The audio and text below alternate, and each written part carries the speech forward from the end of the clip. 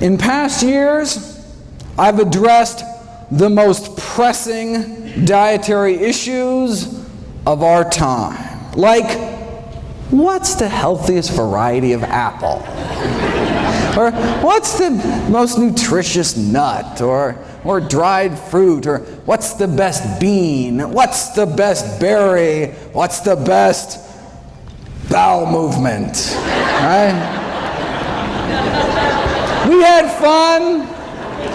People got to vote. You know, some folk came away all huffy. You know, especially the New Yorkers back there. But this year, I thought I'd lighten it up and answer: what's the best way to prevent death? Every year, the CDC updates the latest leading causes of death in the United States. So, let's start at the top and go down the list, see what's new in each category. Heart disease, number one, the 35-year follow-up of the Harvard Nurses' Health Study just published. Now, the most definitive long-term study on older women's health we have.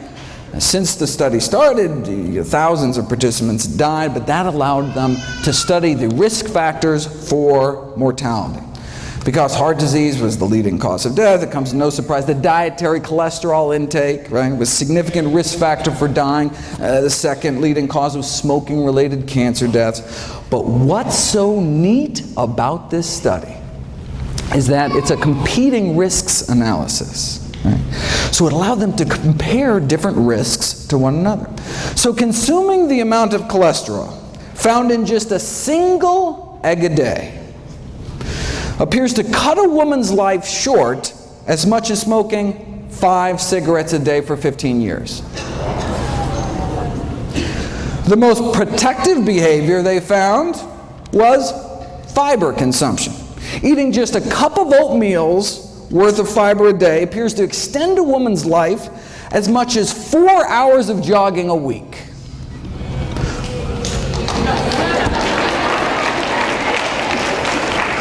Though you can do both.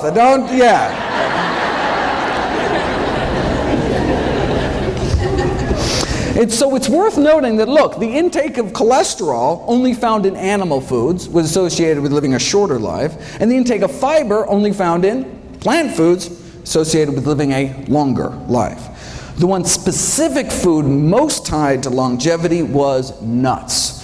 You also appear to get 4 hours of weekly jogging benefit eating just 2 handfuls of nuts a week. All right.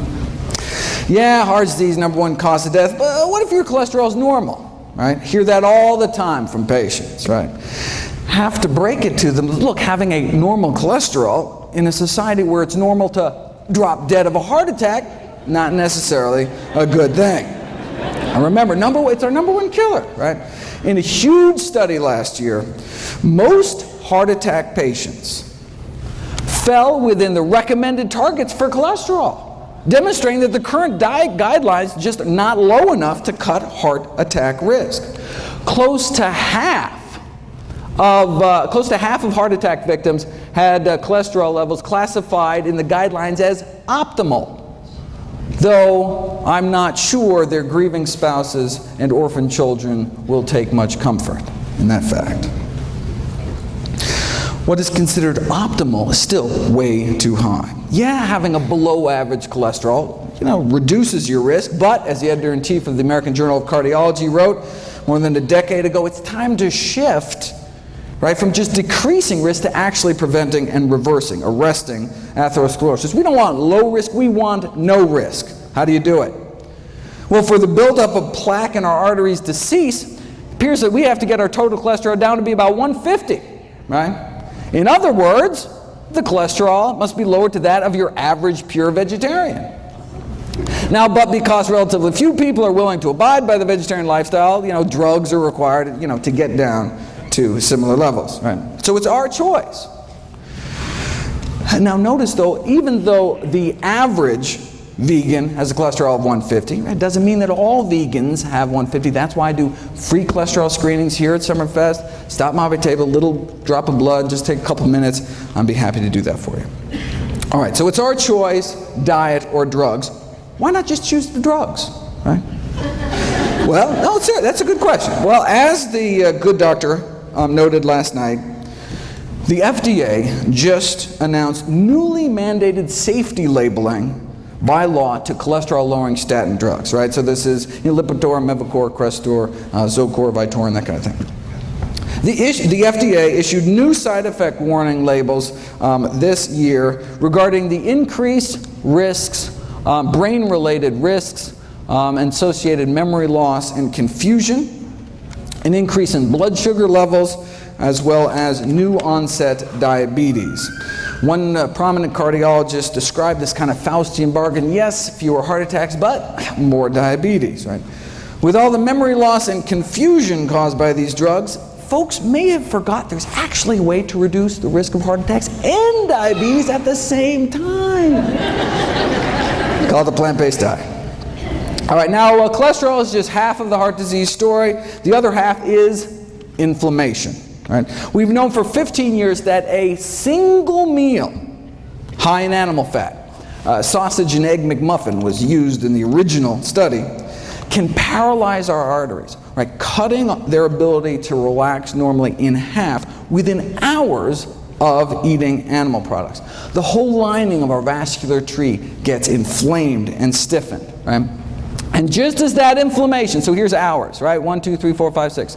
Just as that inflammation, right? Just as that crippling of our arteries starts to finally calm down after 5 or 6 hours, lunchtime, right? And then we may whack our arteries with another load of meat, eggs, or dairy, right? And so most people are in this chronic state of low-grade inflammation, increasing risk for these inflammation-related diseases like heart disease, cancer, diabetes, one meal at a time. Does the same thing to our lungs. Right? Again, within hours, inflammation in our airways. A single meal causing internal damage, not just years down the road, but literally right then and there, that day, within hours of it going into your mouth. And just this year, we finally figured out, we finally solved the mystery as to why. And it doesn't appear to be the animal fat itself. And it's apparently not the animal protein, which is what's implicated in the inflammation from arthritis. Right? So if it's not the animal fat and it's not the animal protein, what is it? The whole thing is a crazy cool detective story that I'll be putting in a series of videos next week, actually, July 4th, July 5th, July 6th. But I'll just cut to the chase, spoiler alert. After a meal of animal products, people suffer from endotoxemia. Their bloodstream becomes awash with bacterial toxins, known as endotoxins, that are present in the animal products.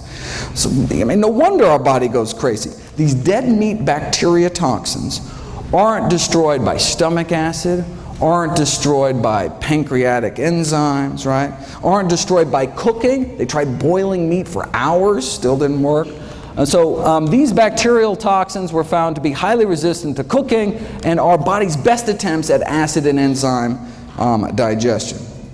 Now, the animal fat actually does play a profound role in this whole process by ferrying the bacterial toxins present in the meat through the gut into our system. So the reason animal products trigger immediate inflammation appears to be because they're so loaded with bacteria that can trigger inflammation dead or alive, even if they're fully cooked. Right? And then saturated animal fat then boosts the absorption of these toxins into our bloodstream. So now that we know what's going on, what do we have to do? Well, from a 2012 follow-up, the most obvious solution to this metabolic endotoxemia, okay, well, we can reduce saturated fat intake, which in this country is mostly cheese and chicken, but the Western diet is not conducive to this mode of action, and it is difficult for patients to comply with this request. Right? So what? Let's not even tell them, right? I mean,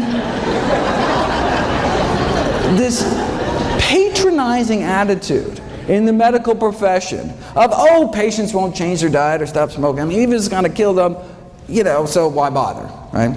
That attitude may be one of the real leading causes of death. But let's get back.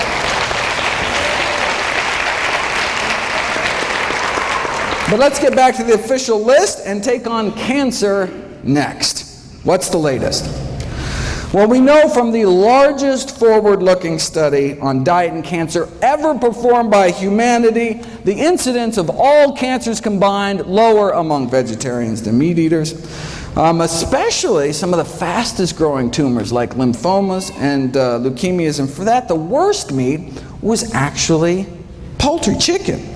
Up to triple the rates for every 50 grams of poultry consumption. A quarter of a chicken breast, triple your risk. Normally, this whole presentation being the kind of quiz show format, but there was a scheduling mix-up. I was supposed to be the last speaker at night, and so I could go long and not interfere with the schedule, but anyway, won't happen again, and so next year back to the quiz show format, and apologize, I had to cut this short. Okay, but the link between meat and cancer is such that even the Journal of Meat Science last year asked, should we become vegetarians? Or they said, can we make meat safer? There's a bunch of additives, for example, that can suppress the toxic effects of the blood-based iron, the heme iron found in meat. Now, the additives are still under study, but could provide an acceptable way to prevent colon cancer, right? Because avoiding meat, obviously, completely out of the question. I mean, that's... They fear that if the National Cancer Institute recommendations to reduce meat consumption were adhered to, sure, cancer incidence may be reduced, but farmers in the meat industry would suffer important economic problems. Now, for those of us more concerned about the suffering caused by the meat industry rather than the suffering of the meat industry, what happens if you put cancer on a vegan diet? Well, the Pritikin Research Foundation just completed this elegant series of experiments, which I want to spend a bit of time on. Simple experiments. They put people on different diets, draw their blood, and then drip their blood on cancer cells growing in a petri dish, and just stood back to see whose blood was better at suppressing cancer growth. They're the ones that published that study showing that the blood of those on a vegan diet was dramatically less hospitable to cancer. Now, even the blood of those on a standard American diet fights cancer. I mean, if it didn't, everybody'd be dead, right? It's just that the blood of those eating vegan fights about 8 times better.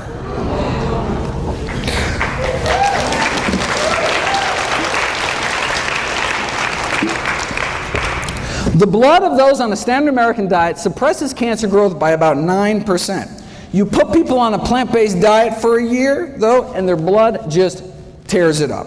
Right?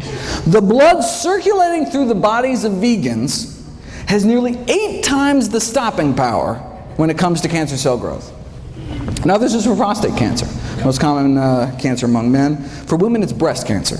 So the Pritikin researchers tried duplicating this study with women using breast cancer cells instead. Now, they didn't want to wait a whole year to get the results, so they figured they'd try to see what a plant-based diet could do in just 2 weeks against 3 different types of human breast cancer. This is the before, cancer growth rates powering away at 100%, and then this is after eating a plant-based diet for just 14 days. Now, slowing down cancer growth is great, but getting rid of cancer cells is even better. This is before and after measuring cancer cell death, right? This is the before, and this is the after, pre and post plants. The same blood now coursing through these women's bodies gained the power to significantly slow down and stop breast cancer growth thanks to just 2 weeks of eating a plant-based diet. What kind of blood do we want in our body? What kind of immune system, right? Do we want blood that's just kind of roll over when new cancer cells pop up, right? Or do we want blood circulating to every nook and cranny within our bodies with the power to slow down and stop them. Now, this strengthening of cancer defenses was after 14 days of a plant-based diet and exercise. They were out walking 30 to 60 minutes a day. Wait, well, maybe the only reason their bodies became, so effective at suppressing cancer cell growth was because of the exercise. Maybe diet didn't have anything to do with it. So they put it to the test. This is measuring cancer cell clearance. And this is what we saw before, the effect of blood taken from those eating a plant-based diet, in this case for 14 years, along with mild exercise, just like walking every day, right? So, plant-based diets, walking, that's the kind of cancer cell clearance you get. Now, compare that to the cancer-stopping power of your average sedentary. You see this little burger, apple? Oh, sorry, I can't. All right. On the website, it's a little, okay, but okay. Okay, compared to the cancer-stopping power of your average sedentary meat eater, which is basically non-existent. Okay. But what about this middle group? Now, this middle group, instead of 14 years on a plant-based diet, they had 14 years of the standard American diet, but had daily strenuous hour-long exercise, like boot camp this morning. Seriously, calisthenics, right? They wanted to know, if you exercise hard enough and long enough, can you rival some strolling vegans? All right. Let's find out. And exercise worked, no question, right?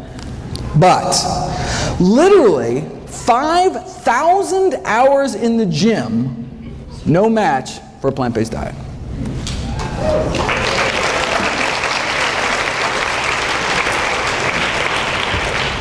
Here's an actual photomicrograph of cancer cells stained so that they release light when they die. Right? As you can see in the control group, there are a few cancer cells dying. Right? Even if you're a couch potato eating fried potatoes, your body's not totally defenseless.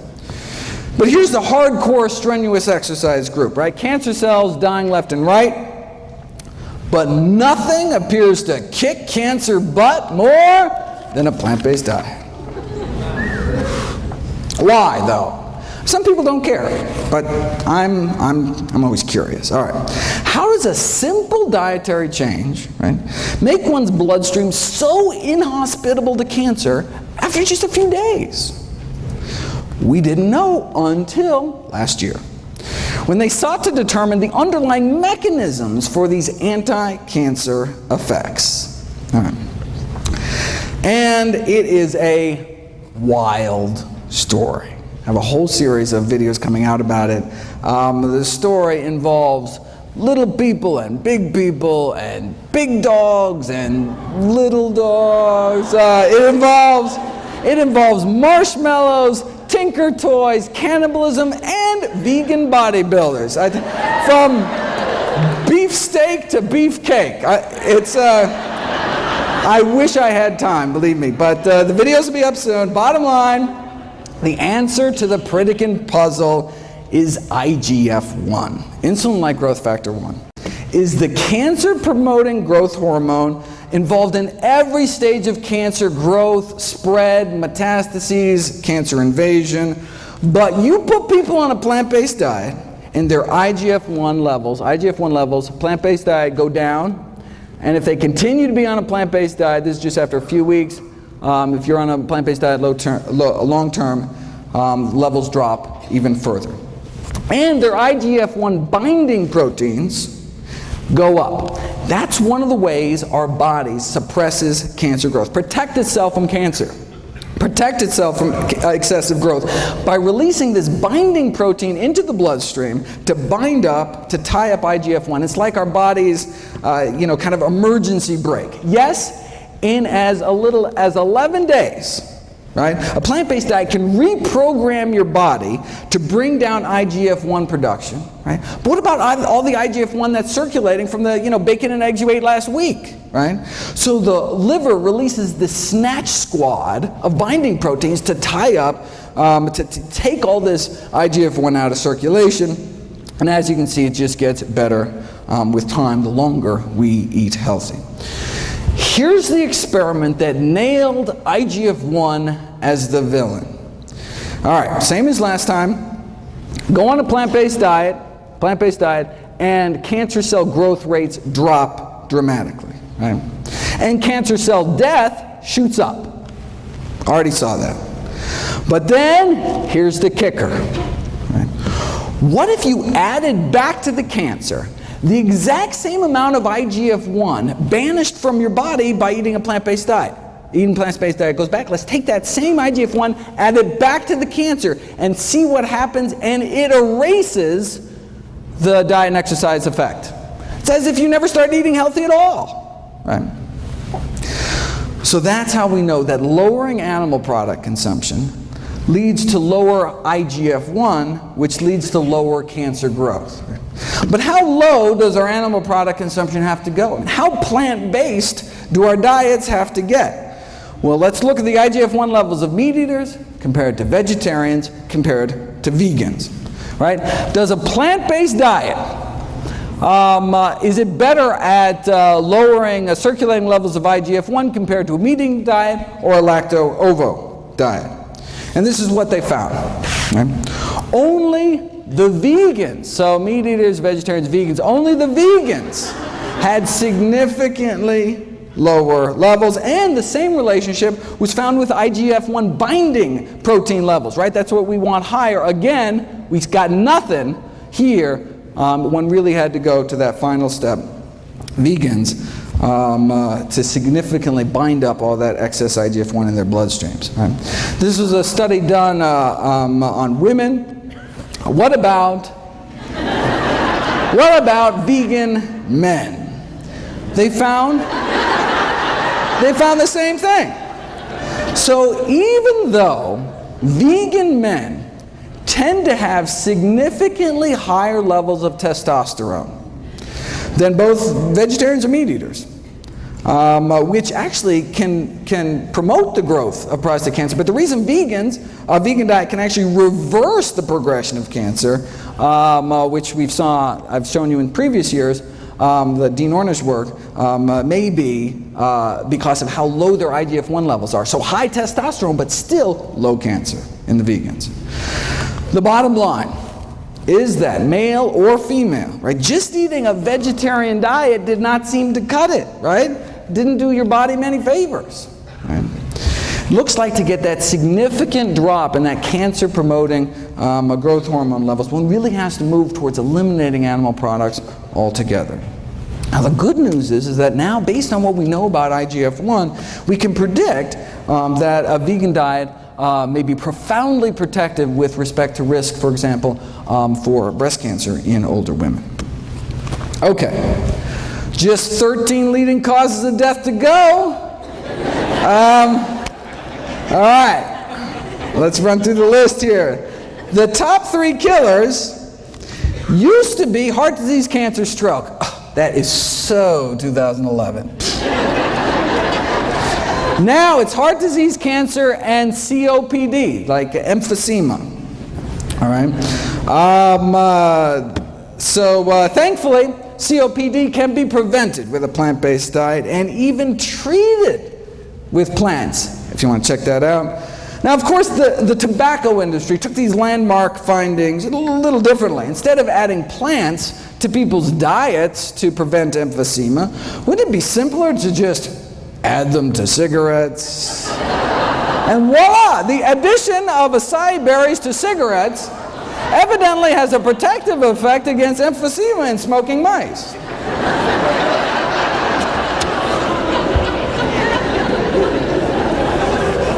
Next, they're going to start putting berries in meat, right? I couldn't make this up, people. Look at this. Adding fruit extracts to burgers, right? Now, this was not without its glitches. The blackberries literally dyed the burgers with this kind of distinct purplish color, though infusing lamb carcasses with kiwi fruit juice before rigor mortis set in does evidently lead to greater tenderness in the meat.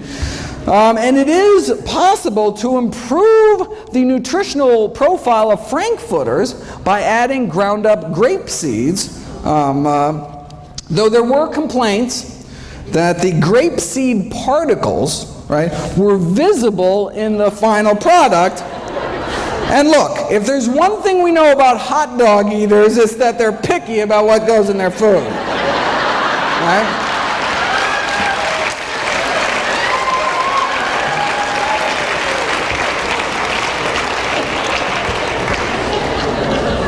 Pig anus, okay, but grape seeds?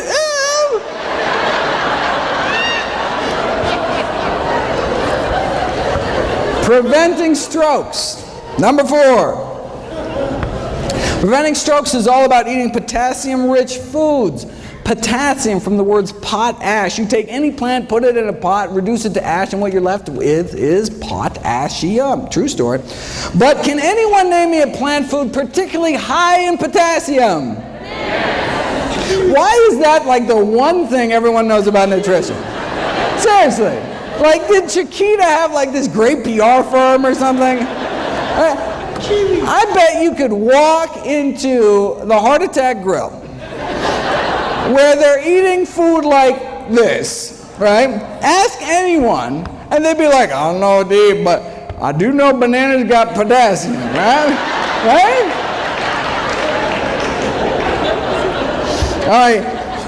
In reality, bananas don't even make the top 50 sources. Coming in at number 86, right behind fast food vanilla milkshakes. And then bananas. All right.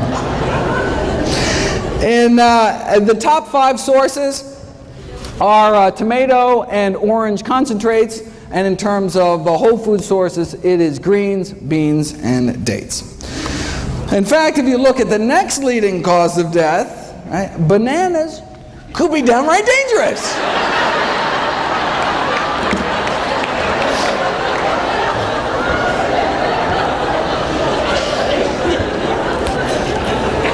Alzheimer's. Alzheimer's now our 6th leading cause of death. We've known for 20 years now that those who eat meat, red or white, including poultry and fish, were between 2 and 3 times more likely to become demented compared to vegetarians. And the longer that you're vegetarian, the lower your risk of developing dementia. But the exciting new research is actually on treating Alzheimer's using these natural plant remedies, which actually beat out placebo and worked as well as the leading Alzheimer's drug. Again, on the website, all for free. Next on the kick the bucket list is diabetes, which can be prevented with a plant-based diet and treated with a plant-based diet and even reversed in many cases with a plant-based diet. And I encourage everyone to check out Brenda's talk at 3 o'clock this afternoon. This is from October. Those eating vegetarian had significantly lower rates than meat eaters, right? But it was the vegans that did the best. And this is the surprising thing, this was after controlling for obesity, right? Sure, vegans got lower diabetes rates, right? They're so skinny, right? But even at the same weight, vegans have just a fraction of the diabetes risk, right? Why are vegans on average so slim? Well, obesity is so rare among those eating plant-based diets. Nutrition researchers have been desperate to try to uncover the secret. Yes, they eat fewer calories, right? But not that many fewer.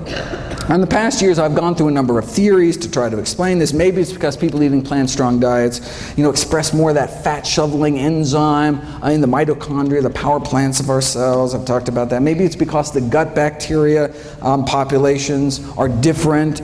Maybe it's because of avoiding the obesogenic chemicals, these endocrine-disrupting chemicals in the meat supply. There's an obesity-causing virus in poultry that may even be playing a role. We're not sure. Theories keep coming. Here's the latest theory. Maybe it's the propionate. Right? After all, what's one things that's only in plant foods? fiber, right? Animals have bones to hold them up, plants have fiber to hold them up, right?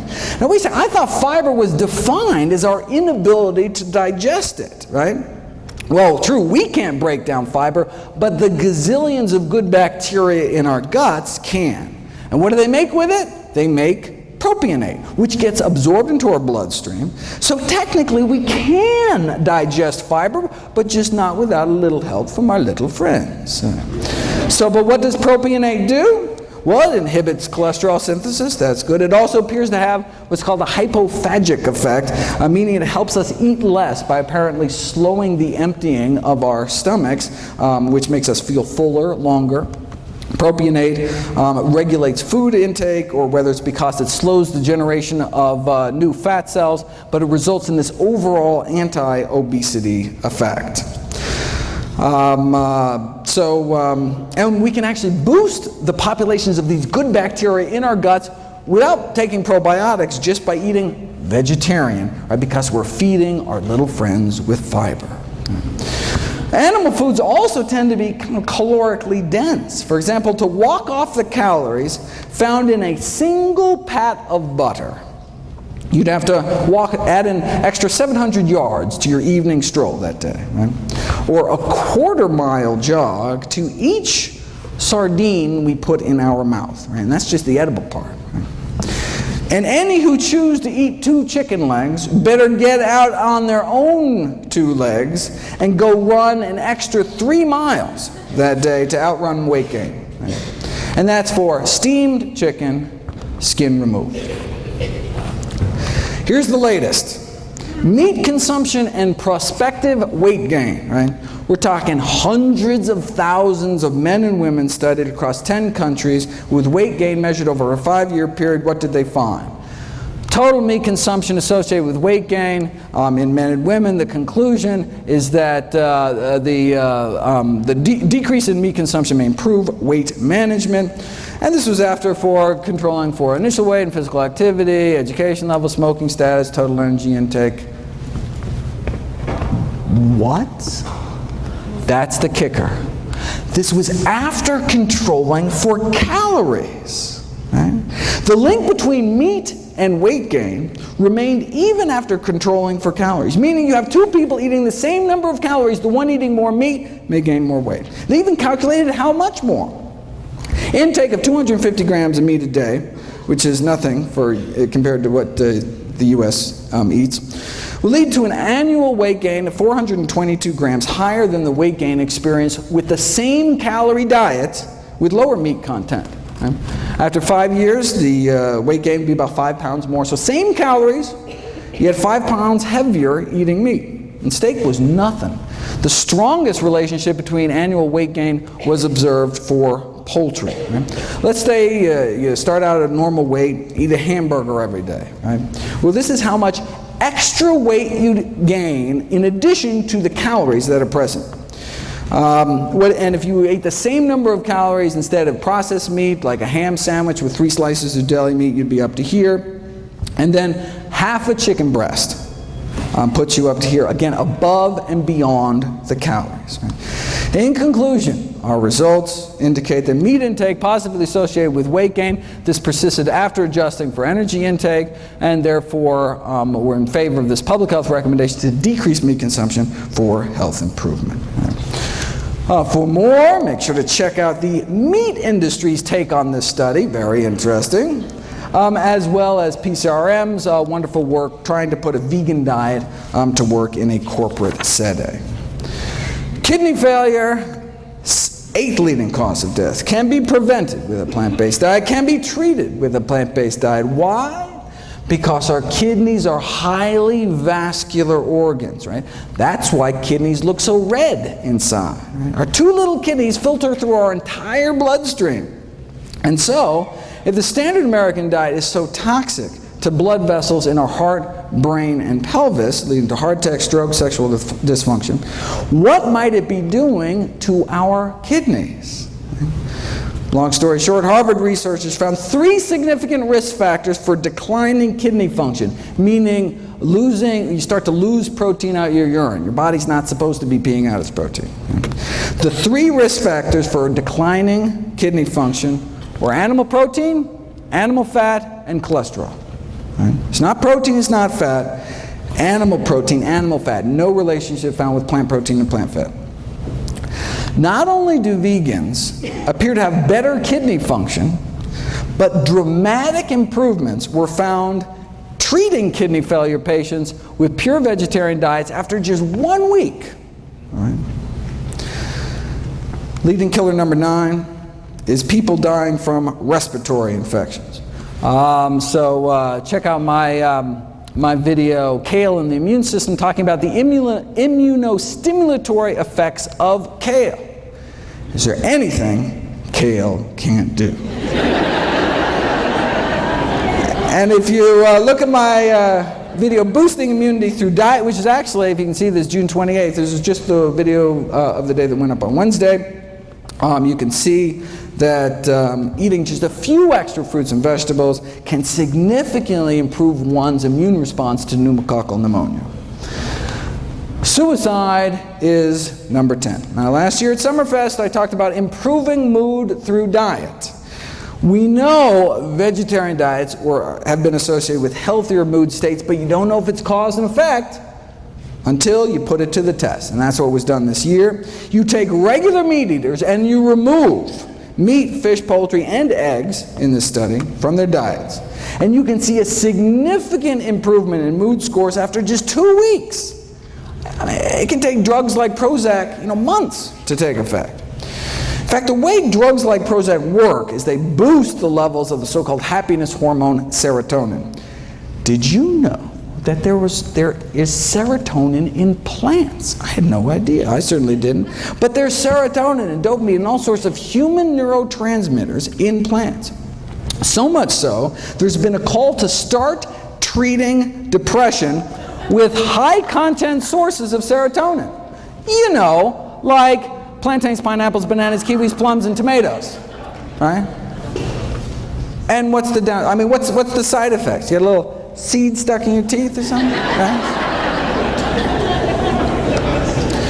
Maybe that's why high intake of fruits, vegetables, mushrooms, and soy associated with decreased prevalence of depression. Maybe that's why improved behavior in teenagers was significantly associated with higher intakes of leafy green vegetables and fresh fruit. For more, keep an eye out for my videos on the wrong way to boost serotonin, which is by these tryptophan supplements, a better way to raise serotonin to fight things like premenstrual depression, and then the best way, as reported in this double-blind, placebo-controlled crossover study on the successful use of butternut squash seeds in the treatment of social anxiety disorder, for example. Amazing. How might a plant-based diet prevent systemic infections? Well, meat-borne bacteria can directly invade one's bloodstream through the intestinal wall, or in women can creep up into their bladder. Just this month, June 2012, we have direct DNA fingerprinting proof, finally, that women eating meat are getting urinary tract infections from eating meat contaminated with fecal bacteria that then crawl up into their bladder. And chickens are the most likely reservoir. Wait a second. You can't sell unsafe cars. You can't sell unsafe toys. How is it legal to sell unsafe meat? Well, they do it by blaming the consumer. As one USDA poultry microbiologist said, raw meats are not idiot-proof.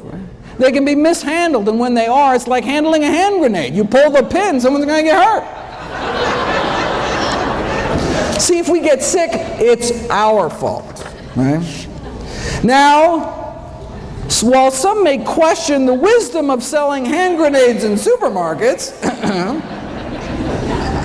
the USDA poultry expert disagrees. Says, I think the consumer has the most responsibility, but just refuses to accept it. Right? It's like a car company saying, yeah, we installed faulty brakes, but it's your fault for not putting your kid in a seatbelt. Right? A director at the Centers for Disease Control responded famously to this kind of blame the victim attitude from the meat industry. Is it reasonable, she asked, if a consumer undercooks a hamburger that their 3-year-old dies? Is that reasonable? Not to worry though, the meat industry's on it. All right, they just got FDA approval for a bacteria-eating virus to spray on the meat.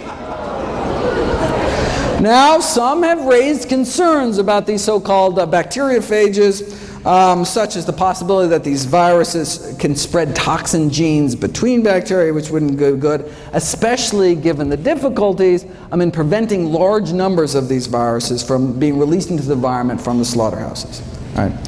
Now, it could also allow the meat industry to become more complacent about food safety, right? If they know they can just kind of spray some viruses on at the end, right? Similar to the quick fix argument about irradiation. From the industry point of view, right, who cares if there's fecal matter in the meats, as long as you can just blast it at the end with enough radiation, right? Now, the meat industry is concerned that consumer acceptance of these bacteria-eating viruses may present somewhat of a challenge to the food industry. Not that they'd ever be labeled, of course. But if they think that's going to be a challenge, check out their other bright idea. The effects of extracted housefly pupae on chilled pork preservation. This is a sciencey way of saying they want to smear a maggot mixture on the meat. Now, it's a low-cost, simple method. Think about it. Maggots thrive on rotting meat, yet there have been no reports of maggots having any serious diseases.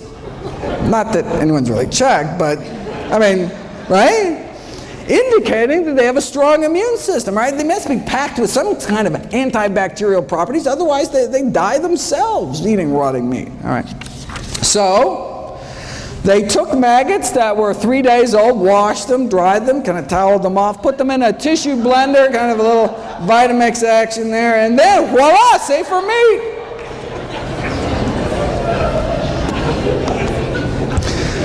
We did kidney failure. What about liver failure? We've known for 35 years, since now you can't even see this, 1977, that a vegetable protein diet can be used to treat liver failure, significantly reducing the toxins that otherwise would build up eating meat with a less than functional liver, right? Imagine eating meat without a fully functioning liver to detoxify your blood. Right? I do have to admit, though, that some people living on plant-based diets have worsening liver function. They're called alcoholics. In fact, strictly plant-based, right? Living on potatoes and corn and barley and grapes. Still, however, not doing so hot. It's unclear. High blood pressure is up next, so-called essential hypertension, essentially only found in those who eat meat. Again, look at this. We've known for decades, it's 1974 out of Hopkins, right? We've known that consumption of foods of animal origin highly significantly associate with blood pressure even after, again, the weight effects are removed, right? Fast forward 39 years to 2012, and compared to non-vegetarians, compared to meat eaters, as you get more and more plant-based, right? So meat eater to flexitarian, to just eating fish, to lacto-ovo-vegetarian, to vegan, looks what happens to hypertension, high blood pressure, right? There is this progressive reduction in risk to just a tiny fraction. See the same thing in diabetes. Here's diabetes, right? Again, the stepwise reduction of risk as one eliminates animal products on down. Right? And same thing with body mass index, right? As you can see, obesity rates get lower and lower. In fact, vegans are actually the only population, on average, that was not overweight. Even the vegetarians were overweight. All right. Diabetes, hypertension, leading causes of death. Is it going to take the medical profession another 39 years before we actually do something about it? How long does it take, being vegan, to bring blood pressures down? 12 days, right? McDougall took 500 meat eaters, put them on a vegan diet over a span of 11 days. Dropped their blood pressure 6%, about double that drop in those that were hypertensive to begin with. 14th leading killer, Parkinson's disease. Does a vegan diet reduce risk for Parkinson's disease? Good question. Well, we know that every single prospective study ever done on dairy products, milk consumption, and the risk of Parkinson's disease found increased risk of Parkinson's. Why? Well, one possibility is that dairy products in the United States are contaminated with neurotoxic chemicals. There's substantial evidence suggesting that exposure to pesticides may increase Parkinson's disease risk, and these autopsy studies have found that the levels of these pollutants and pesticides in the brains of elevated levels in the brains of Parkinson's disease patients, and some of these toxins are present at low levels in dairy products. And they're talking about toxins like tetrahydroisoquinoline, which is a Parkinsonism-related compound found particularly in cheese. Now, although the amounts of this neurotoxin, even in cheese, are not very high, the concern is that they may accumulate. These neurotoxins may accumulate in the brain over long periods of consumption. And finally, aspiration pneumonia, which is caused by swallowing problems due to Parkinson's or having a stroke or Alzheimer's, all of which we've already covered. All right, so where does that leave us? These are the top 15 causes of death, the top 15 reasons Americans die. And a plant-based diet can help prevent nearly all of them, can help treat more than half of them, and in some cases even reverse the progression of disease, including our top 3 killers. Now, there are drugs that can help too, right? You can take one drug to treat cholesterol every day for the rest of your life, another drug for blood sugars, a few more pills for your blood pressure. Right? The same diet, though, does it all, right? It's not like, one diet for this and then a different diet for this, right? One diet to rule them all. And what about drug side effects? Right? I'm not talking about a little rash or something. Prescription drugs kill more than 100,000 Americans every year. And I'm not talking about medication errors, not abuse, not overdose. We're talking, this is just deaths from side effects, so-called ADRs, adverse drug reactions to prescription drugs. Wait a second, 100,000 deaths a year? That means, let's go down the list. Whoa, that means that the 6th leading cause of death in the United States is doctors. The 6th leading cause of death is me. Thankfully, I can be prevented with a plant-based diet.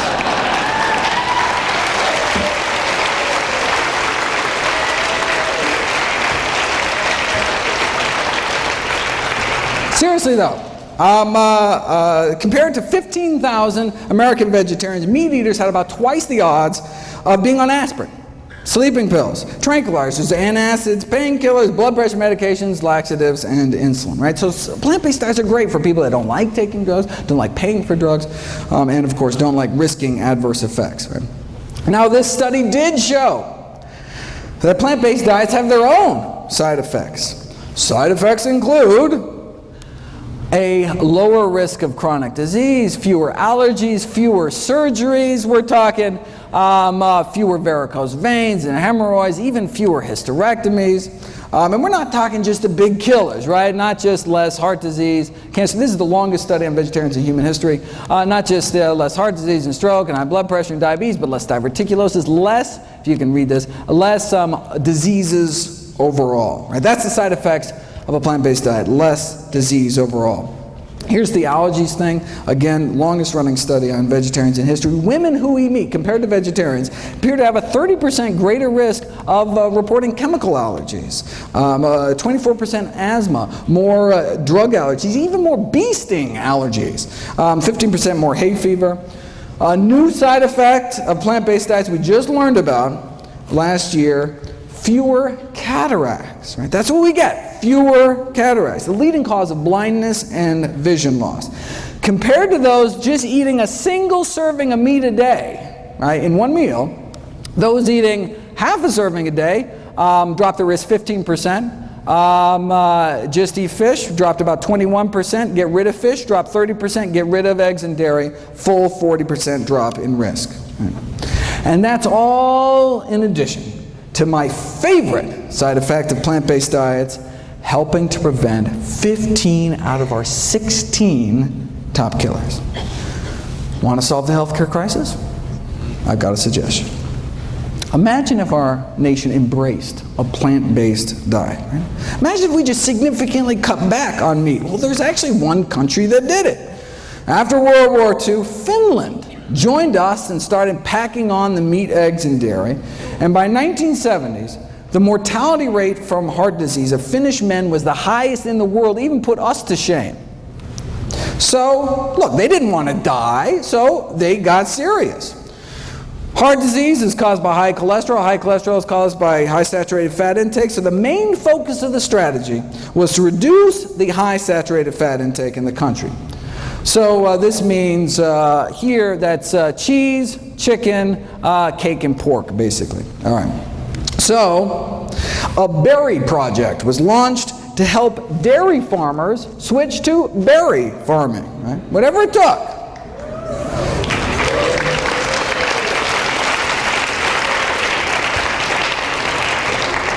And indeed, many farmers did switch from dairies to berries. They pitted villages against each other in these friendly cholesterol-lowering competitions to see who could do the best. All right, so how'd they do? All right, look, on a population scale, even if mortality rates drop, 5%, I mean, that could save thousands of lives, right? But remarkably great changes took place. An 80% drop in cardiac mortality across the entire country. 80% drop in heart disease deaths. With such greatly reduced the rates of cardiovascular and cancer mortality, the all-cause mortality was basically almost cut in half, leading to 7 more years, men are living 7 more years, 6 more years for women. Right? And look, this is just cutting down on animal products. Now vying for the world record for heart disease deaths, of course, the United States of America. So why doesn't our government make these same recommendations? Well, I've got this whole series of videos on the conflicts of interest within the U.S. Dietary Guidelines Committees. They're the ones that make the recommendations, right? And indeed, whether they're funded by candy bar corporations or the Sugar Association, right? Or a member of McDonald's Council on Healthy Lifestyles, serving on Coca-Cola's Beverage Institute for Health and Wellness. And notice, we only know about this thanks to a PCRM lawsuit against the USDA. Very impressive. Very good.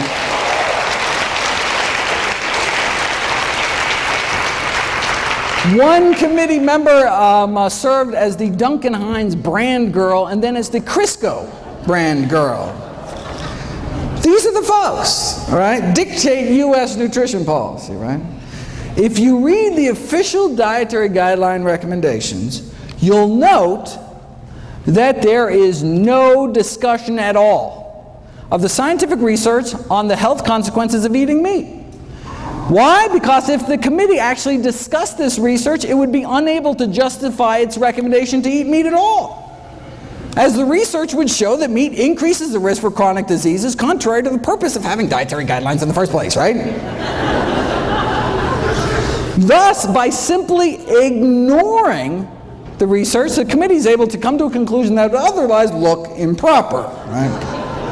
All right. So they can't even talk about the science. Right? We know that a plant-based diet, fruits, vegetables, whole grains, legumes, no meat, reverses heart disease, completely prevents death from heart disease, slows the progression of cancer, and the almost identical diet promoted by the World Cancer Research Fund to prevent cancer based on the largest review of scientific studies to date. But again, right, they can't even talk about the science because how could they justify anything but a plant-based diet? Let me end with what's probably the best summary of nutrition policy in the United States that I've ever seen. The new dietary guidelines have been released. Right? They tell us to eat healthier, but not as healthy as to noticeably affect any corporate profits. Thank you very much.